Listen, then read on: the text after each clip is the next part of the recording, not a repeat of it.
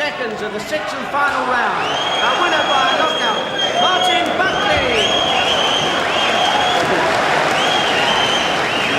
He's got a terrific left hook. If he had more time to spend in the gym working on combinations, the rest of his training, he'd be one. Hi, Ben. You know George, don't you? No. George, meet Mandy. Hi, Mandy. Very pleased to meet you. So you'll introduce me, will you? Yeah, sure. Hi, George. Oh, yeah, all right. I'm just spotted you. Yeah, great result, eh? But look, this is Charlie Mason. Remember I mentioned to Martin that he should talk to him, yeah? Mrs. Buckley. Hello. You're the one who wants into the fight game.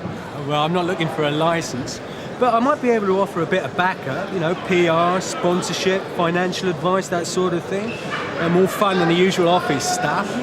Look, perhaps you go out and have a drink tonight, celebrate tonight, huh? No, I'm a bit of bubbly after a nice win. Thanks. All right, George? Ah, look, sorry, I've got an early shift, you know how it is. Look, tell Martin well done, yeah? And I'll try and pop round and see him tomorrow. All right, then. I'll see you later, George. All right, see you later. Come on in a sec. Another time maybe, though, yeah? Sure, don't worry about it. Nice one. Thanks a lot. Yeah, it's all right. Cheers. Nice to meet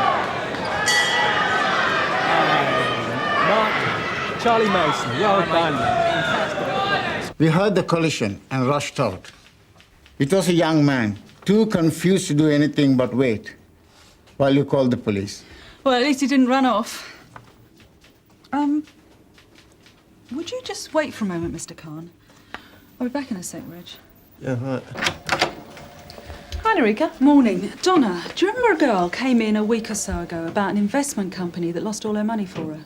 Yes. Was the name of the company Viceroy Financial Services Limited? I think so, yes. Let me check.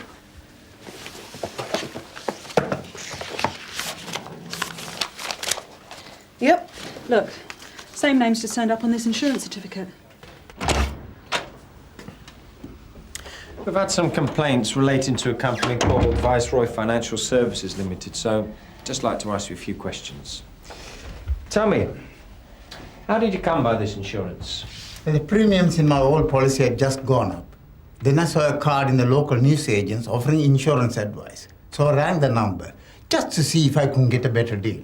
And did you? Oh, yes, a lot cheaper. How much was the premium? Only 255. I should have known. How much had you been paying? Well over 400. I suppose I always knew it was too good to be true. I have been stupid, haven't I? So, you rang the number on the card in the newsagent's window? Yes, and spoke to a very sensible, business-like chap. He sent me the forms and everything. It was all very straightforward. Just what is it you're concerned about? I don't understand. There's a question mark over a company of this name. It may be nothing to worry about. Tell me, who did you make your cheque out to? Can you remember? Financial Services. Viceroy Financial Services Limited. And when was this? Oh, just about a year ago, I think. Let's have a look at the renewal date. And you wouldn't have marked the cheque account payee only? No. And you sent it to this address here on the insurance certificate? No. He said a friend was passing my shop and would collect it. Would you have kept a record of the telephone number? Oh, yes. I have the phone number at home. You can always get through to one of those machines. Mr. Mason, Charlie, he said his name was, he always rang back very promptly. Right. Thank you very much for your help, Mr. Khan.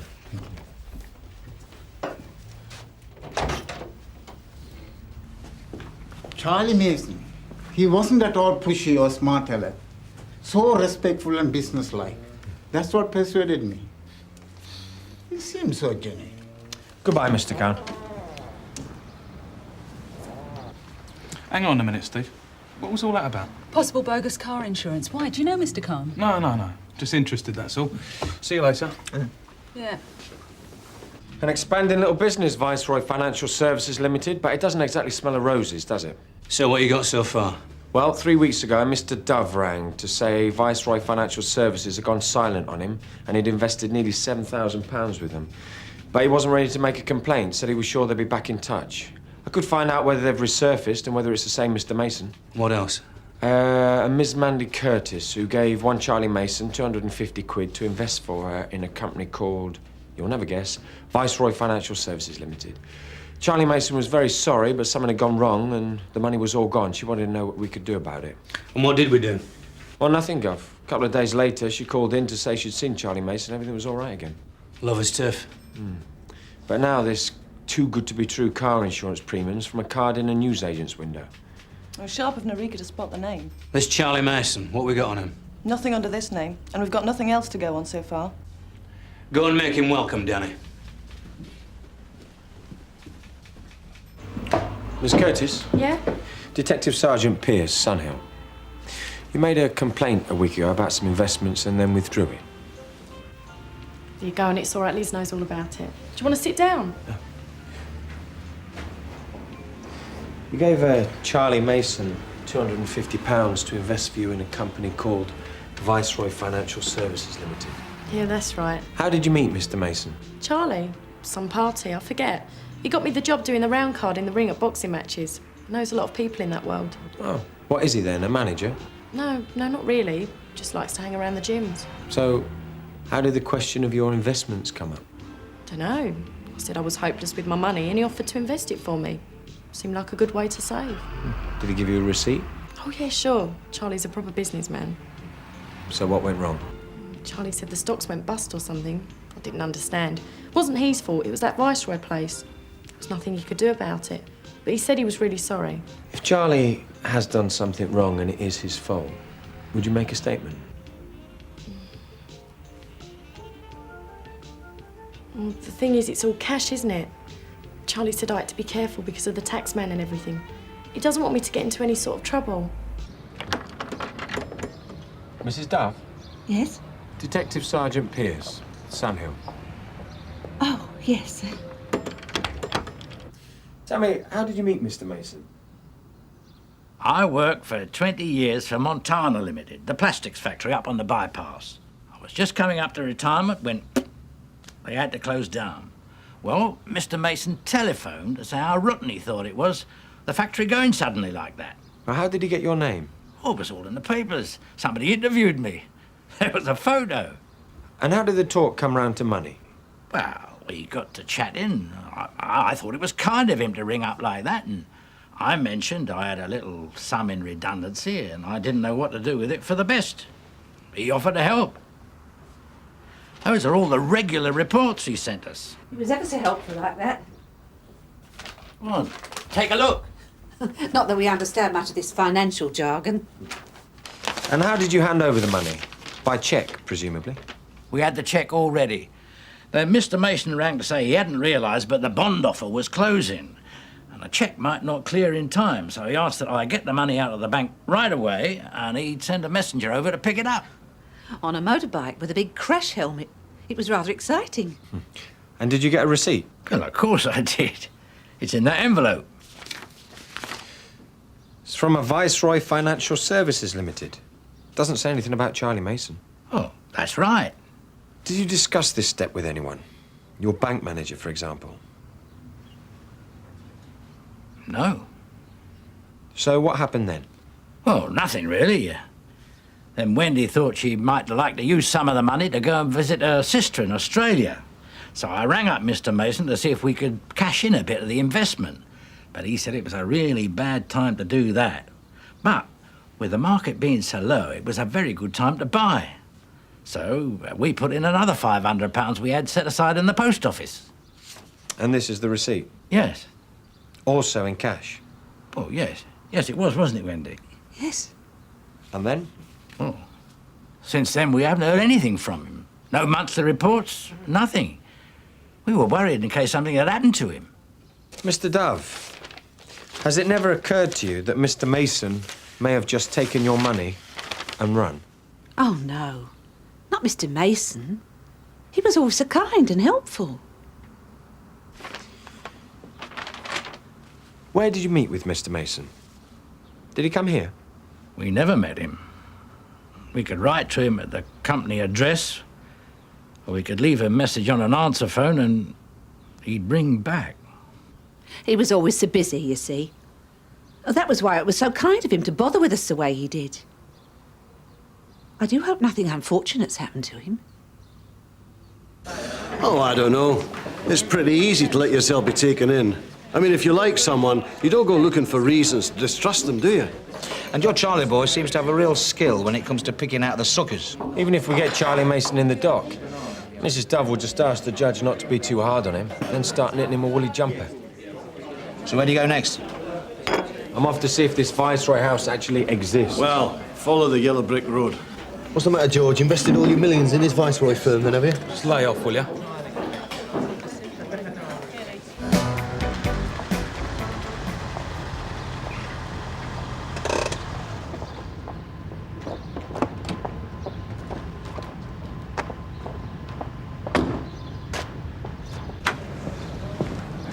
Is the registered office of Viceroy Financial Services Limited here? No, it's all residential, mate. No offices. You ever delivered any letters to a Charlie Mason? Nah, sorry, Gov. Never heard of him. Thanks.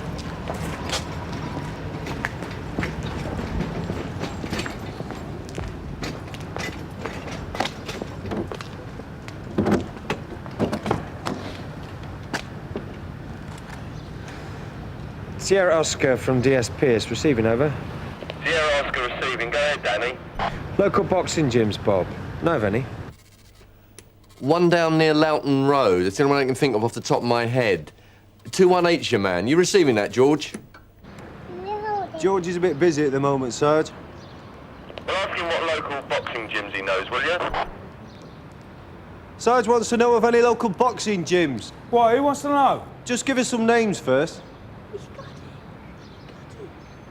Oh, well, there's one behind the White Hart on Sunbury Terrace, and another one on Loughton Road. It's not about Charlie Mason, is it? He says Sunbury Terrace behind the White Hart and Loughton Road. Is it DS Pierce wants to know? Yes, why? Nothing, Sarge, just idle curiosity.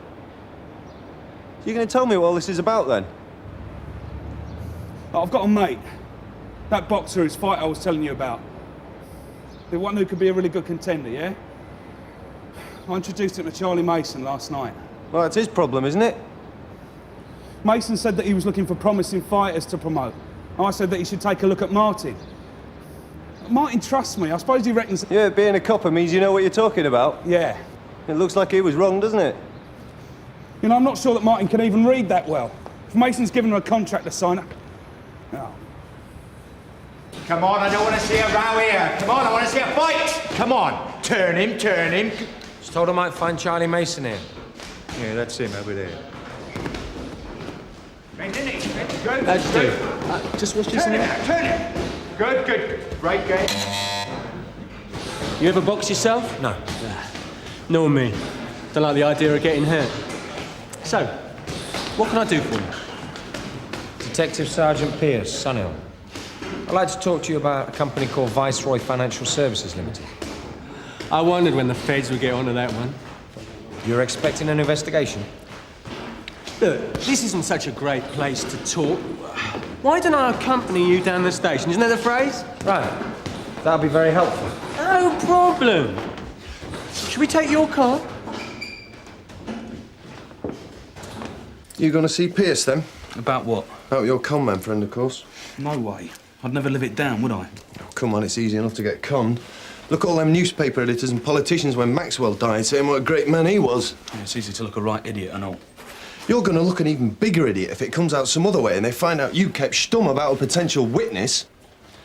Look, you don't reckon you could find out what they got on this Charlie Mason for me, do you? I mean, it might not even be the same bloke. Tosh might know. You're really clutching at straws now, aren't you?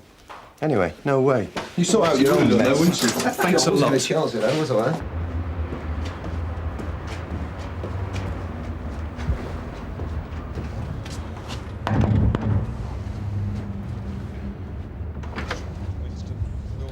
George, come in. All right, mate. Hello, mate. Did really well last night. Shame you didn't hang about. We had a great night out, didn't we? Yeah. Sorry about that. What about the last punch? Oh, yeah, never saw it coming, did he? He didn't, did he? It sent him straight asleep. I am a contender. Come on. No, seriously, George, I am. Your mate Charlie said so. I'm going to make the undercard for the next big fight. Oh, listen, mate, I really got to thank you for putting Charlie onto me. He took us all out to a club after. He paid for everything. Yeah, well, I need to talk to you about Charlie Mason, Marty. Shall I make a coffee? Cheers, yeah. White, no sugar, right? Please. Tonight against Collins. Collins has already shown that he can hit. Finding his range so quickly. And scoring. I got eliminated in the second leg of this. You won the cup. What's on your mind, mate? Sunhill's investigating Charlie Mason for fraud. Bogus car insurance. It looks like he's done some old couple out of their last savings. Did you do a deal with him? Yeah, I gave him all I earned on last night's fight. 400 quid. It's a sport, right? But I turned pro so I wouldn't get hurt for free anymore. So what are you telling me? Martin, I'm really sorry. But it looks like he's a con man.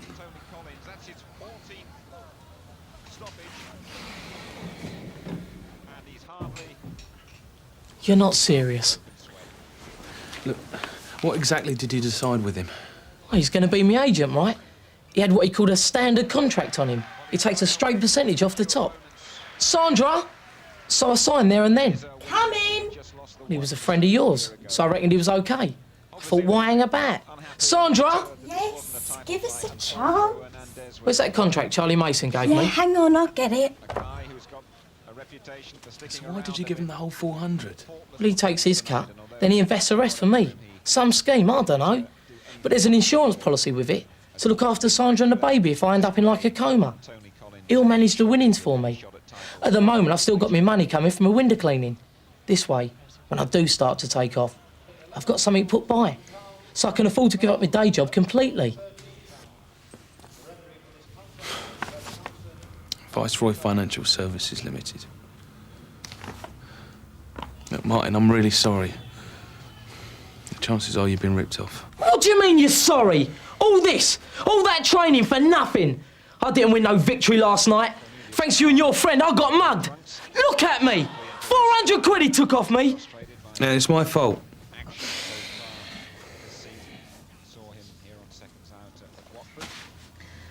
No. No, it's not. It's not your fault. It's you and me both. We've been conned. But it's that Charlie that's done it. And I'll have him for that. Martin. Don't worry, love. I can box cleverer than any of you think. I want to see your governors, right? I want to get this sorted now. No one pulls a fast one on me. No one. Right.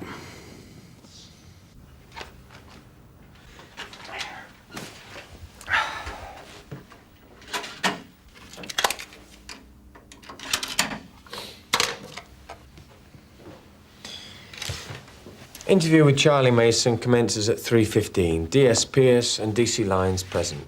Mr. Mason, you do not have to say anything unless you wish to do so, but what you say may be given in evidence. Do you understand? Oh, great. Well, you have to do that every time? Do you understand? Oh, so you want me to say it for the tape? Yes, I understand. Now, you wanted to know about Viceroy Financial Services Limited? Please. Well, I can very simply tell you everything I know. A friend of mine, Paddy O'Brien, said he wanted a sexy address for a business venture. Well, I told him that my girlfriend lived in Viceroy House. Why not use that? But what he really needed was the actual address, not just the name. Anyway, he told me it was all strictly legit. If it was all strictly legit, why weren't you surprised when I came looking for you? Oh, well, I heard Paddy'd been using my name. When I went to look for him, he disappeared. Must have gone back to Ireland. So I guess that maybe it wasn't as straight as I thought. It's simple, isn't it? And do you know a Mr. Faisal Khan? No. Mr. and Mrs. Stanley Dove? No. How about Mandy Curtis? Oh, yeah, I know her. You invest any money for her? Is that what she says? That's what she says. No, Mandy. She's a sweet kid. She could make a hot page 3 model. But her IQ is strictly room temperature. You met her? Well, the lights are on, but there's no one at home, right? She says she gave you £250 to invest for her. No. She's confused. Is that all you've got to say? Well, what else is there to say? I'm showing Mr. Mason regular reports received by Mr. and Mrs. Dove from Viceroy Financial Services Limited. Is this what Paddy was up to? This is what people receive from a man calling himself Charlie Mason. Oh, and no one has yet mentioned an Irish accent.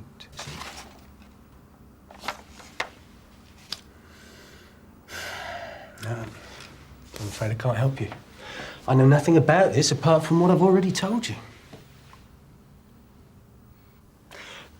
Some people just don't care about their money, you know that? What they want is just to exchange it for a little piece of the action. They see the world out there and they want to join in any way they can. If they can't be a part of the big limos and the bright lights and the expense accounts, then they can send out just a little bit of themselves by investing, by buying just a little piece of the cake.